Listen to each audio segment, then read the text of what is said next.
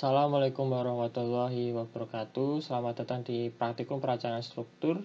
Pada kesempatan ini kita akan bahas mengenai desain balok sesuai SNI 2847-2019. Sebelum itu perkenalkan diri saya, yaitu Muhammad Roskan Al-Kifahri sebagai asisten praktikum. Oke, lanjut kita masuk ke slide selanjutnya. Seperti yang kita tahu bahwa balok itu nanti difungsikan untuk menahan gaya lentur. Selain itu juga ada akan gaya torsi yang harus ditahannya ya, harus mampu untuk ditahannya. Kemudian ada urutan desain, yaitu nanti ada desain lentur, desain geser, kemudian ada desain torsi, di mana desain torsi itu nanti sangat berkaitan dengan desain lentur dan desain gesernya. Oke, selanjutnya itu adalah tabel R18.2. Kita akan menentukan pasal-pasal yang akan kita gunakan. Di sini kita mendesain komponen sistem rangka pemikul momen. Dan untuk pasal-pasal kita bisa gunakan 18.3, 18.4 ataupun 18.6 sampai 18.9 tergantung dari kategori desain spesifik perancangan yang kita rancang. Kemudian ada syarat dari balok itu sendiri, yaitu adalah panjang bersih, yaitu harus lebih besar dari 4 kali tinggi efektif. Kemudian ada lebar penampang harus lebih besar dari 0,3 tinggi penampang atau minimal 250 mm. Kemudian ada lebar penampang, yaitu harus kurang dari C1 ya, atau lebar kolom plus nilai terkecil dari lebar kolom, dari 2 kali nilai terkecil dari lebar kolom atau 3/4 dimensi kolom sejajar komponen lentur. Sejajar komponen lentur itu adalah C2 ya. Sejajar komponen lentur adalah C2. Nah, kemudian ada di sini adalah bagian alirnya, di mana kita akan menentukan lebar dan tinggi dari balok itu sendiri. Terus adalah kuat dari bajanya, tulangannya, kemudian FC betonnya, yaitu kuat dari betonnya. Kemudian dari itu kita bisa menentukan tinggi efektif. Kemudian sebelum kita bisa menentukan tinggi efektif, kita harus mengasumsikan ya, atau mendesain tulangan longitudinalnya dan sengkangnya. Kemudian ada selimut beton yang akan kita gunakan dan jumlah tulangannya. Terus selanjutnya di sini ada di bawah itu ada tumpuan ya, momen tumpuan dan momen lapangan yang di sini kita ambil dari software perancangan struktur. Kita ambil gaya-gayanya, yaitu gaya momen pada tumpuan dan pada lapangan. Nah, kemudian dari itu kita akan mendesain ya tulangan asumsi kita ya, luasan tulangan asumsi kita. Nah, di sini saya ada Excel-nya. Nah, di sini ada Excel di mana di sini saya asumsikan tulangannya yang digunakan ada 222 dengan jumlahnya 3. Kemudian dari situ saya bisa menentukan jarak antar tulangannya berdasarkan dari lebar dan jumlah tulangannya. Kemudian dari jarak antar tulangannya kita bisa mengetahui apakah dia akan 1 lapis atau 2 lapis tulangannya ya. Nah, jarak kita bisa tahu adalah jarak tulangannya itu kalau dia masih melebihi dari dB ya. dB itu tulangan longitudinalnya atau 25 mm, maka 1 lapis. Sedangkan untuk dia kurang dari berarti 2 lapis ya. Ini bisa lebih besar tergantung dari desain agregat yang akan kita gunakan ya. Jadi nanti ini berkaitan dengan spasi di mana agregatnya diusahakan bisa masuk ya. Kemudian dari AS total itu tadi kita akan ketemu dengan syarat ya, syarat luasan tulangan minimum, di mana dari luasan asumsi kita ini harus melebihi 2 syarat ini. Nah, seperti terlihat di PowerPoint ya, ada syarat di sini ya. Ya, masing-masing ada syaratnya sama. Setelah itu kita akan cek namanya row tulangan. Seperti halnya di pekan alir, kita akan cek row tulangannya, dimana kalau tidak masih di mana ada syaratnya di mana rho harus kurang dari 0,025. Jika dia tidak sesuai syarat, maka kita bisa merubah dari luasan tulangan asumsi kita, ataupun kita kembali lagi merubah dari tinggi maupun lebar dari balok kita untuk mendapatkan rho yang sesuai syarat. Dari rho itu nanti kita akan bisa menghitung momen nominal ya, momen nominal yang akan dibandingkan dengan momen ultimate atau momen yang dari etap. Di sini software yang digunakan yaitu etap untuk software perancangannya. Nah, untuk menentukan MN bisa kita lihat di mana itu kita akan berkaitan dengan nilai A ya, nilai tinggi balok tegangan persegi maupun jarak serat tekanan terjauh ke sumbu netralnya ya. Itu nanti digunakan untuk menentukan nilai momen rencananya. Momen rencana itu nanti akan direduksi sesuai dengan tegangan yang terjadi, apakah dia itu transisi tekan ataupun tarik. Nah, terus setelah itu kita bandingkan momen rencana maupun momen rencana dan momen yang dibutuhkan. Jadi momen rencana harus lebih besar dari momen yang dibutuhkan untuk oke. Nah, setelah dirasa cukup, kita bisa ke desain geser. Nah, desain geser itu nanti kita akan butuh output ya dari perancangan software perancangan, yaitu gesernya ya, output gesernya. Itu ada output tumpuan dan output lapangan. Nah, seperti halnya balok tadi ada tumpuan dan lapangan. Untuk tumpuan dan lapangan untuk yang lentur tadi desainnya sama, di sini bisa dilihat sama ya. Tapi hanya dibagi menjadi 4 kategori karena nanti ada tulangan yang tumpuan positif, ada tumpuan negatif, terus lapangan positif dan lapangan negatif, ada 4 jadi. Ya, di sini di sengkang ada 2 pembagiannya, bisa dilihat. Oke, saya besarkan dulu, saya kecilkan. Nah, di sini bisa dilihat. Nah, sudah dilihat ada 2 yaitu lapangan dan tumpuan ya, karena di sekang yang cuma ada tumpuan, lapangan nggak ada negatif positif. Nah, tumpuan nanti melingkari untuk menahan geser di balok. Nah, kemudian dari itu kita akan dapat nilai seperti ini, yaitu ampere positif, ampere negatif, dimana itu nanti digunakan untuk menghitung nilai FPR dan FE nya. Kita lihat di sini, kita balik ke Excel. Nah, di sini kita nentuin yaitu nilai ampere plus ampere min, di mana itu nanti untuk menentukan FPR. Nah, nilai FE itu adalah nilai dari FG plus geser G dan geser FPR ya. Nah, FG itu didapat dari tumpuan yang dimana menggunakan kombinasi 1, det ya ditambah live ya, kombinasinya. Nah, kemudian di sini bisa kita dilihat bahwa jika dia memenuhi persyaratan di bawah ini, maka VC-nya nggak perlu diperhitungkan. Kalau dia tidak memenuhi, maka perlu diperhitungkan VC-nya, yaitu sama dengan 0,17 lambda kali luasan balok dikali akar dari FC aksen. Nah, kalau di contoh di sini adalah FC-nya ketemunya sesuai syarat, maka tidak perlu diperhitungkan. Nah, di sini kalau di lentur tadi kita asumsikan jumlah tulangannya, di sini kita asumsikan kaki sengkangnya ya. Nah, di sini kita menggunakan kaki sengkang 2 yang dimana itu cuma yang artinya hanya melingkari saja tulangannya.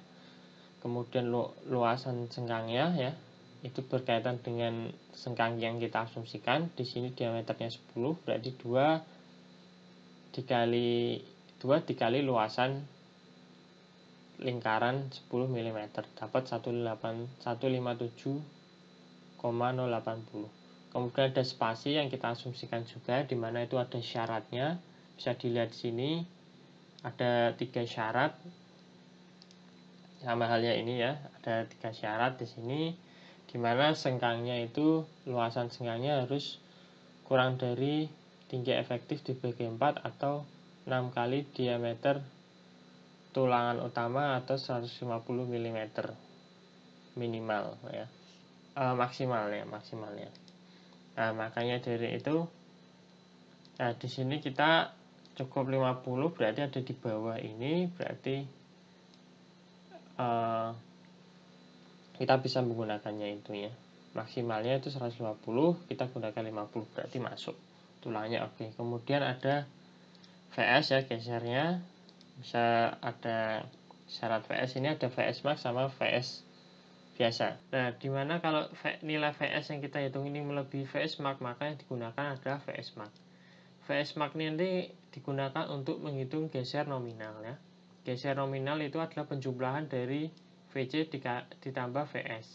VC tadi sudah kita di sini, bahwa di sini di contoh ini dia memenuhi syarat, makanya VC tidak diperhitungkan, berarti sisa VS saja. Jadi V geser nominal sama dengan VS. Di mana nanti itu akan dibandingkan nilai nominalnya yang sudah direduksi. Reduksinya menggunakan 0,75. Jadi 0,75 dikali geser nominal, kemudian dibandingkan dengan geser pada tumpuan, yaitu 77 kN. 77 kN dijadikan Newton sekitar 77.000. Dibandingkan dengan ini ternyata melebihi yang nominal, yaitu rencananya, berarti aman. Kemudian lanjut di lapangan juga begitu, kita asumsikan kaki sekangnya berapa, jumlah, terus di luasan tulangannya dapat berapa, spasinya berapa. Di sini spasi maxnya itu D/2 ya syaratnya. Kalau di tumpuan tadi ada 3, di sini cuma ada 1. Di sini 100 ya, lapangan 100, dia kurang dari maksimumnya, berarti oke ya, memenuhi syarat. Terus kita juga sama menghitung VS, ada VS biasa, VS max. Kemudian kita menghitung VC-nya. Nah, di nominal ini VC ditambah VS.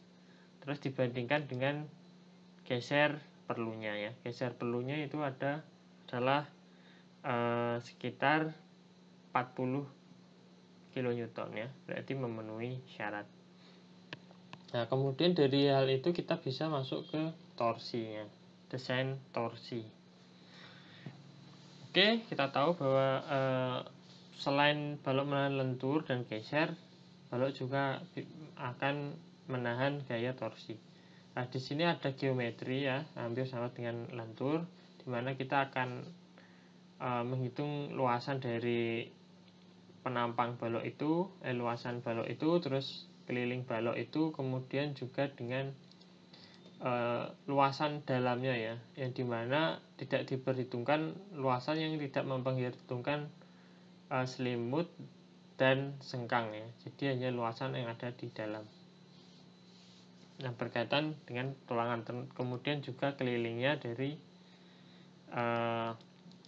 luasan yang ada di dalam. Nah, ya, luasan di dalam itu yang mana? Yang ini. Jadi kalau sebentar, di sini saya kasih. Oke. Jadi yang tadi di torsi itu ada yang menghitung yang luasan dalam sini ya. Jadi selimut dan sengkangnya diabaikan. Oke. Nah, kemudian kita juga menginput torsi ya, yang berasal dari nilai, yaitu dari output etaps. Kemudian ada torsi yang kita hitung dengan rumus. Nah, rumusnya ini. Kemudian kita dari torsi etaps tadi atau software struktur, kita bandingkan dengan perhitungan manual. Kalau dia ternyata melebihi perhitungan manual, berarti harus diperhitungkan torsinya. Nah, kemudian kita juga menghitung ulang lagi VC-nya ya, VC yang digunakan. Kemudian kita juga cek ya, kita harus ada cek di sini, yaitu ruas kiri harus lebih kecil dari ruas kanan ya. Oke, ini berkaitan dengan nilai VS, VC, juga berkaitan dengan lebar balok, tinggi efektif, dan juga berkaitan dengan TU-nya ya. TU.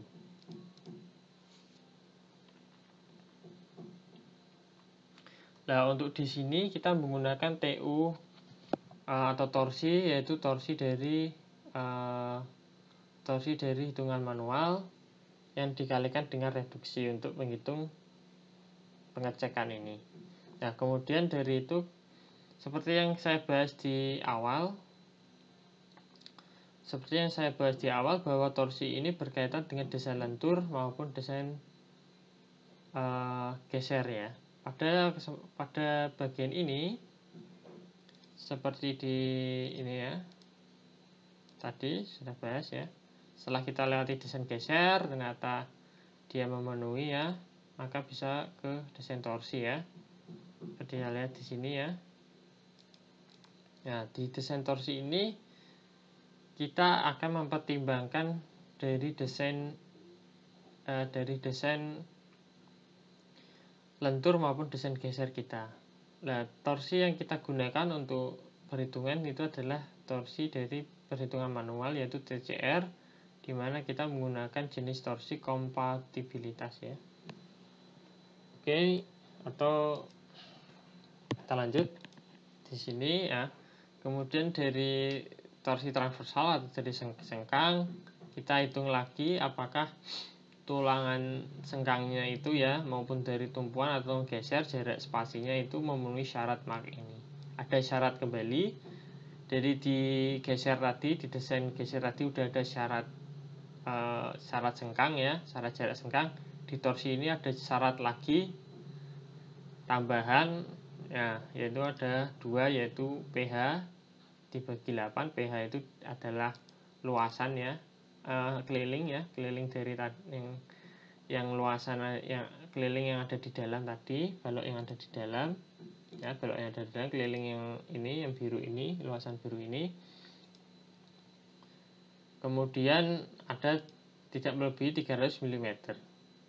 Nah, setelah kita lihat dari desain sebelumnya, yaitu antara tumpuan dan lapangan itu memenuhi semua. Berarti kita bisa lanjut ke tumpuan pasang dan lapangan pasang ya. AV plus T, tumpuan pasang maupun lapangan. Dimana nanti pasang akan dibandingkan dengan perlu, dimana pasang itu harus lebih besar dari perlu.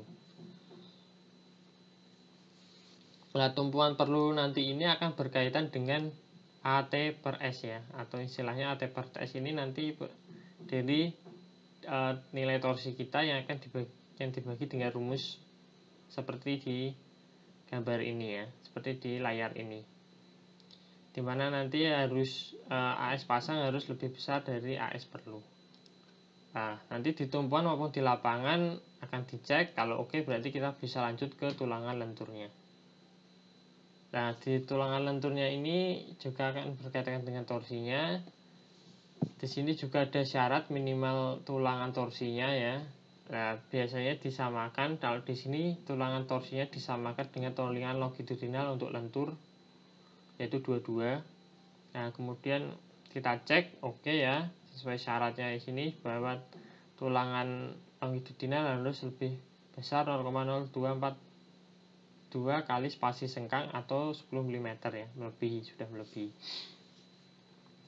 Terus dari situ sama halnya dengan tulangan torsi pada sengkang tadi ya, berbanding dengan desain geser. Di sini ada perlu harus lebih kecil dari tulangan pasang. Tulangan pasang harus lebih besar dari tulangan perlu. Nah, di sini kita baru di tulangan lentur untuk torsi ini kita baru mengasumsikan berapa jumlah tulangan torsi yang kita gunakan nantinya. Nah, di sini sarankan genap. Karena nanti di kanan, karena genap nanti bisa di kanan kiri ya. Jadi disarankan untuk genap ya. Untuk memudahkan pemasangan juga. Nah, di sini maupun di tumpuan maupun di lapangan jumlahnya sama, yaitu ada 2. Nah, kemudian jumlah di sini juga akan menghitung jumlah tulangan vertikal di tumpuan di lapangan yang nantinya perhitungan ini digunakan untuk menghitung spasi vertikal maupun spasi tulangan horizontal ya. Kalau horizontal tadi kita bisa perhitungkan, sudah ada di desain lentur sebelumnya. Nah, yang belum adalah spasi pada vertikal, dimana nanti syarat-syarat spasi vertikal maupun horizontal akan dikaitkan dengan dua syarat ini, yaitu spasi tumpuan maupun spasi lapangan harus kurang dari 300 mm. Nah, ternyata semuanya kurang dari 300 mm, maka bisa digunakan. Nah, terus kemudian dari hal tersebut kita bisa menghitung jumlah tulangan terpasang, yaitu dari jumlah total tulangan yang terpasang ya, itu ditambahkan, kemudian dikalikan luasan tulangannya, dapat luasan total tumpuan terpasang. Di lapangan juga totalnya tulangannya berapa, nanti dua ini nanti yang tumpuan terpasang dan lapangan akan dibandingkan dengan tumpuan perlunya. Jika itu memenuhi, maka desain torsi bisa aman ya, oke. Dan nanti hasilnya seperti ini akan kerekap, di mana tumpuan atas ya, itu antara tumpuan atas itu maksudnya tulangan yang ada di atas, terus tulangan ada di bawah berapa, tulangan tengah itu adalah tulangan torsi, ini adalah tulangan torsi, ini juga tulangan torsi, yaitu dua-dua. Dan untuk tumpuan memang lebih banyak ya, yaitu ada 3 dan 3, bawah dan atas dan bawah 3. Untuk lapangan lebih sedikit, yaitu 2 dan 2. Kemudian untuk sengkangnya sama, yaitu 2 kaki dengan tulangan yaitu 10 mm dan diameter 10 meter, dan spasi untuk tumpuan 50 mm dan lapangan 100 mm ya spasinya. Nah, kemudian dicek ada geometri, tadi sudah memenuhi awal, desain lentur oke, desain geser oke, desain torsi oke, maka balok sudah selesai untuk didesain. Oke, terima kasih, itu dari saya. Ada kurangnya mohon maaf. Wassalamualaikum warahmatullahi wabarakatuh.